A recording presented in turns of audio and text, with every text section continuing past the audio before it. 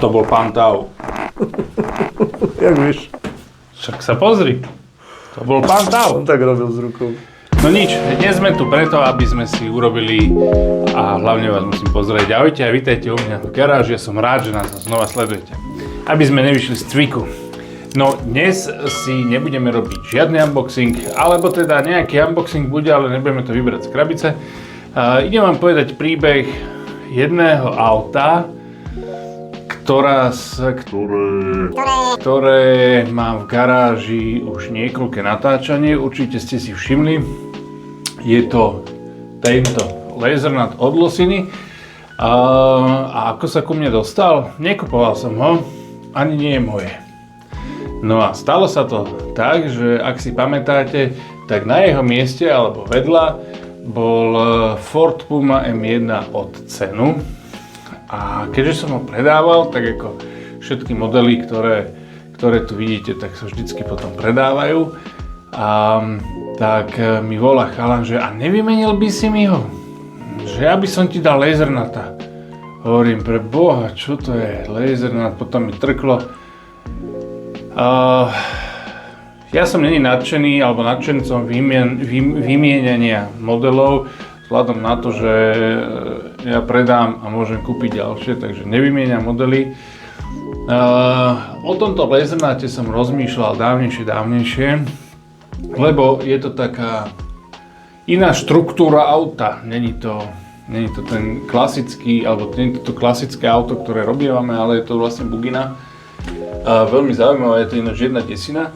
No a hovorím, že vieš čo, že mimochodom volá sa Michal, tak ako ja. Hovorím mu, vieš čo, že ja to nemám už kam dávať, to je jedna vec. Druhá vec, s tým nemám kedy ani jazdiť, že nehnevaj sa, ja ti radšej predám toho Cena. Mišo, prepáč, ale pochopil si, veď ja som teda s Michalom veľmi veľa hovoril. V podstate však voláme si raz za týždeň minimálne. No a nakoniec to skončilo tak, že Mišo si zobral toho Cena, ešte som mu plus niečo k tomu dával. To je jedno.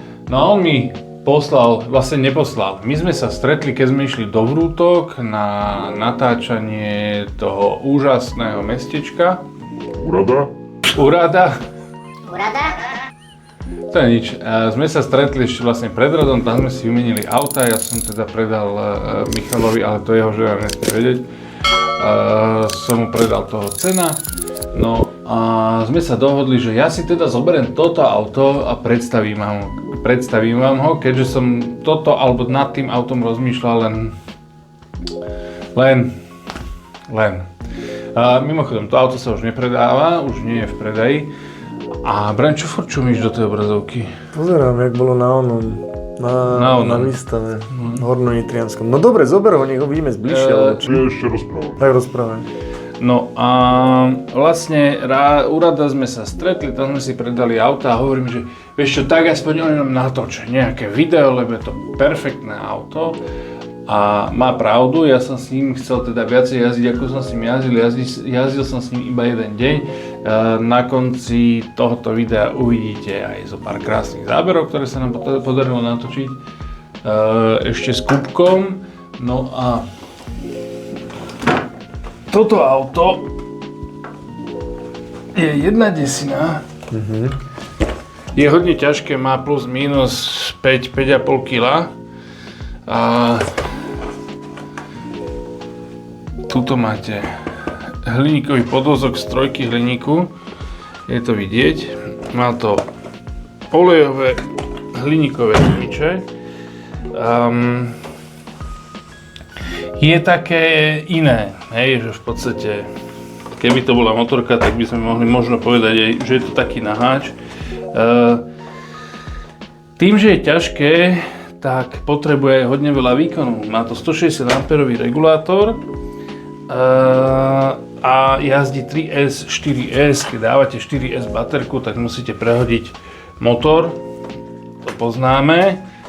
A v podstate, čo je také zvláštne na tom aute, je to, že sa otvára spôsobom takýmto. To je dobré celkom. Áno, len keď to máš zašpinené ruky, tak to je nič moc. V podstate elektronika, už ste si stihli všimnúť, je Spektrum. Tu už Mišo dorábal, alebo dodával dva ventilátory. Toto bola 3000 motor od Spektrumu. Nie, áno, 1300 kV motor. Je to priamy náhon na stredový diferák. Ozobenie je kovové, takže má taký ten zvláštny taký ten kovový zvuk. Reve.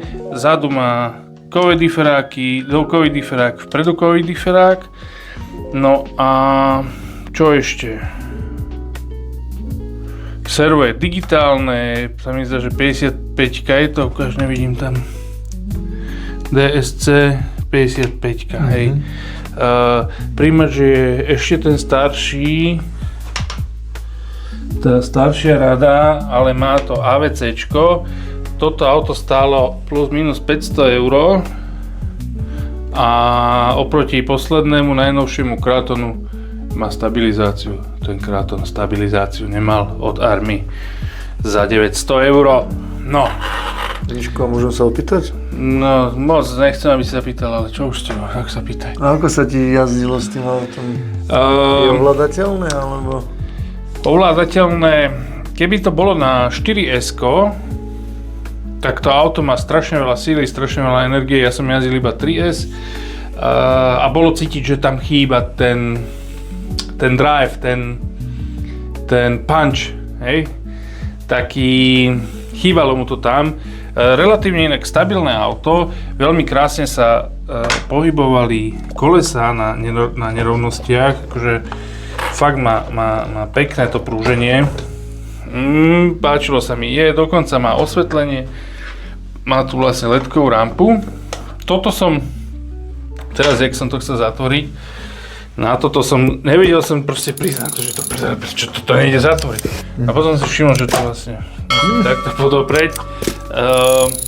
Hovorím, nemal som ho.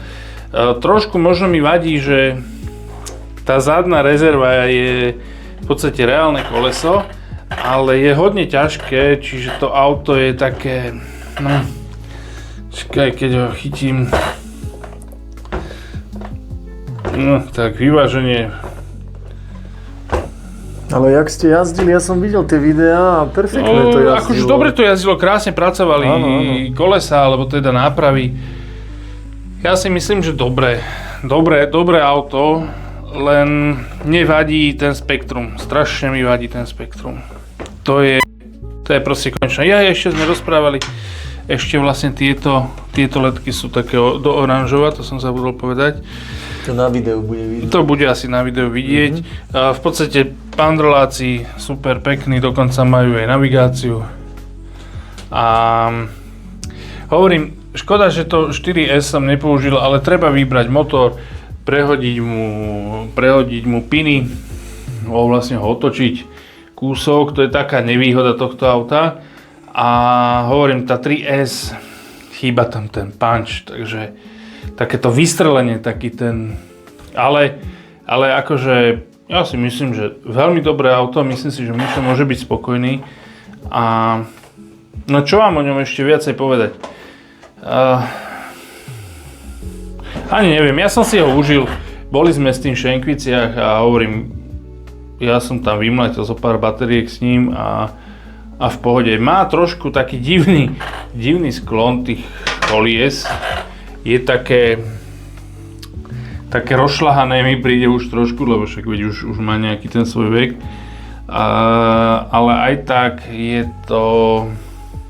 to super auto, len hovorím, jeho jediná nevýhoda je ten spektrumácky elektronika, ale... Máš nejaký problém so Spektrumom? Ja Spektrum neznášam. Spektrum, regulátory nevydržia, to ide za chvíľočku, to skápe, čiže tam okamžite všetci to vymieňajú za hobbyving. Takisto aj na tom Kratone, Na Felony, veď s Felony som málo jazdil, lebo to bolo jedno nádherné auto, ja som mal strašne rád, som mal v obývačke, také bolo krásne. A sme boli raz jazdiť v garáži a tie spektrum regulátory, proste oni odchádzajú, on začne tak trhať a potom odíde. A potom sa to pošle do Astry na reklamáciu a tam vám povedia, že odpísali ste motor, pri tom motoru doteraz nič nie je, lebo jazdí ešte v mojom starom Spartane. Takže tak, to je problém s reklamáciou samozrejme. No a preto čo je spektrum, ja ho nemusím a najviac ma to naštvalo na tom poslednom Kratone, akože tá elektronika stála za nič. Čiže tak, ale akože toto auto super, v podstate že všetko čo je od Losi je super, či sú to zadokolky, to